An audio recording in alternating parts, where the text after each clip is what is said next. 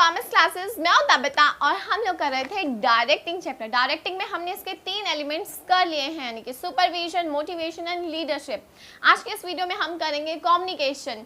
अगर ये तीनों स्टेप्स आपने कर लिए हैं और कम्युनिकेशन नहीं किया तो यानी कि ये चैप्टर इनकम्प्लीट है। और ऑर्गेनाइजेशन में यानी कि बिजनेस में सारे काम अधूरे हो जाते हैं अगर कम्युनिकेशन अच्छा नहीं होता। अब इसका क्या मतलब हुआ, यानी कि आपने कोई बात कही, सामने वाले ने सुनी लेकिन उस तरीके से नहीं समझी, यानी कि आपका कम्युनिकेशन खराब हो गया, मिसकम्युनिकेशन था। कई बार ऐसा होता है ना कि हम सामने वाले को बोलते हैं कि यार तू ना उस तरीके से नहीं समझ रहा, जो मैं कह रही हूँ ना वो नहीं समझ पा रहे तुम लोग। ये चीज़ होती है ना, इसका क्या मतलब है कि हमारा कम्युनिकेशन प्रॉपर नहीं बन पाया। तो कम्युनिकेशन के लिए ना एक चीज़ बहुत मैटर करती है, वो है कॉमन अंडरस्टैंडिंग, यानी कि जिस अंडरस्टैंडिंग से मैंने अपने आइडिया को, अपने व्यू को आप लोगों के सामने रखा, सामने वाले भी उस चीज़ को उसी सेंस में समझ सके, तब हमारा कम्युनिकेशन फुलफिल माना जाता है, कंप्लीट माना जाता है।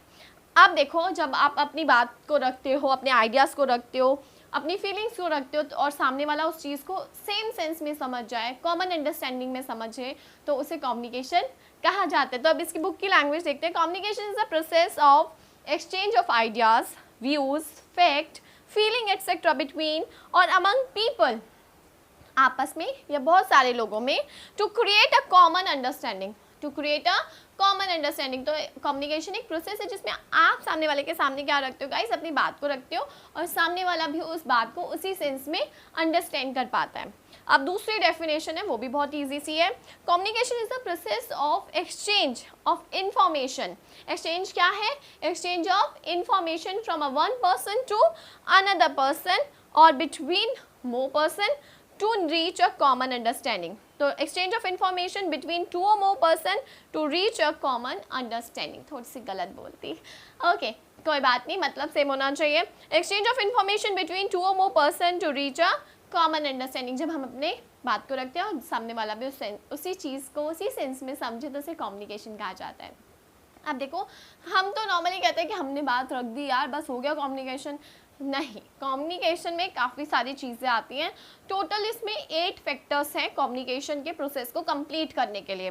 तो सबसे पहले हमें एक कम्युनिकेशन को सक्सेसफुल बनाने के लिए जो सबसे पहली चीज़ होती है वो होता है सेंडर का होना, यानी कि जो इन्फॉर्मेशन प्रोवाइड करता है। So sender means a person who convey his thought और आइडिया टू द रिसीवर। तो अगर मैं सामने वाले को भेज रही हूँ तो आई एम अ सेंडर।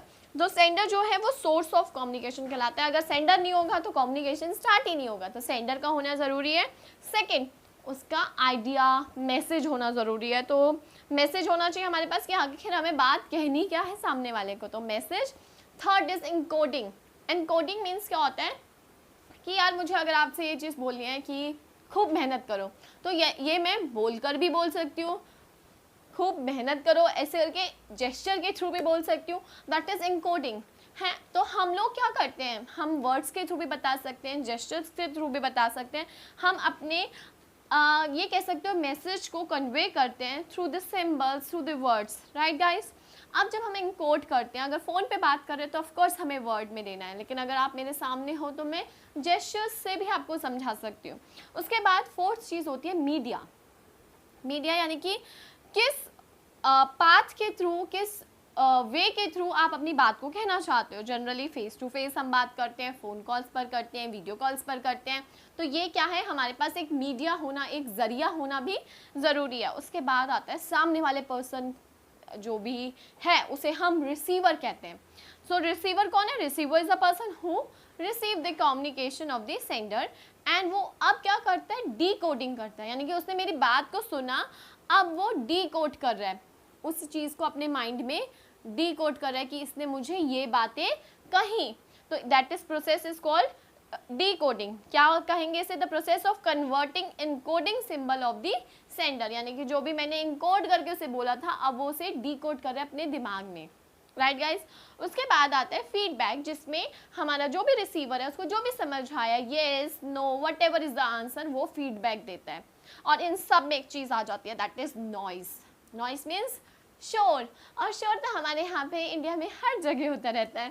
तो शोर होता है, किस चीज़ का शोर होता है भाई? कभी यहाँ पे कुत्ते भौंक रहे होते हैं, कभी आंटियाँ शोर मचा रही होती है, तो ये क्या है? शोर है। तो अब हमारे टेलीफोन में कनेक्शन ना आना, खरखर आवाज़ आना, ये क्या है? नॉइस है। तो नॉइस तो हमारे यहाँ पे कम्युनिकेशन में बहुत आम मिलती है, तो आम नहीं मिलती, लेकिन जस्ट अ जोक।